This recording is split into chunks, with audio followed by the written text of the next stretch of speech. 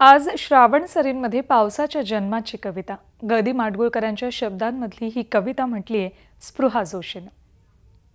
एक शेवटची कविता ऐकवणार आहे. कवी अशोक नायगावकरांची एक छान कविता आहे. मला एक्झॅक्टली शब्द आठवत नाहीत, पण त्यांचं असं म्हणणं आहे की शक्यतोवर कोणी इतक्या उंचीवरचं खाली उतरून भेटायला येत नाही. शक्यतोवर कोणी इतक्या उंचीवरचं खाली उतरून भेटायला येत नाही. पाऊस इतक्या उंचीवरून तुम्हाला भेटायला येतोय तर तुम्ही त्याला निषेधाच्या काळ्या छत्र्या दाखवता. मला हा थॉट म्हणून भयंकर आवडतो.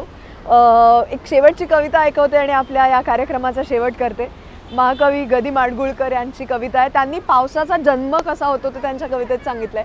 ते म्हणतात, नदी पावसा मिळता पुन्हा येईना बाहेर, नदी पावसा मिळता पुन्हा येईना बाहेर, कशी शहाण्यांची म्हण नाही नदीला माहेर, कशी शहाण्यांची म्हण नाही नदीला माहेर, सारे जीवन नदीचे घेतो पोटात सागर, सारे जीवन नदीचे घेतो पोटात सागर, तरी तिला आठवतो जन्म दिलेला डोंगर, डोंगराच्या मायेसाठी रूप वाफेचे लेऊन, डोंगराच्या मायेसाठी रूप वाफेचे लेऊन, नदी उडत जाते पंख वाऱ्याचे लावून, नदी उडत जाते पंख वाऱ्याचे लावून, पुन्हा होऊन लेकरू नदी वाजविते वाळा, पुन्हा होऊन लेकरू नदी वाजविते वाळा, पान्हा फुटतो डोंगरा आणि येतो पावसाळा, पान्हा फुटतो डोंगरा आणि येतो पावसाळा.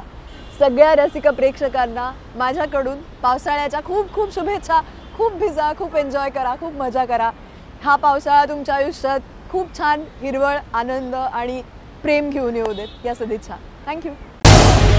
झी 24 तास रहा एक पाऊल पुढे.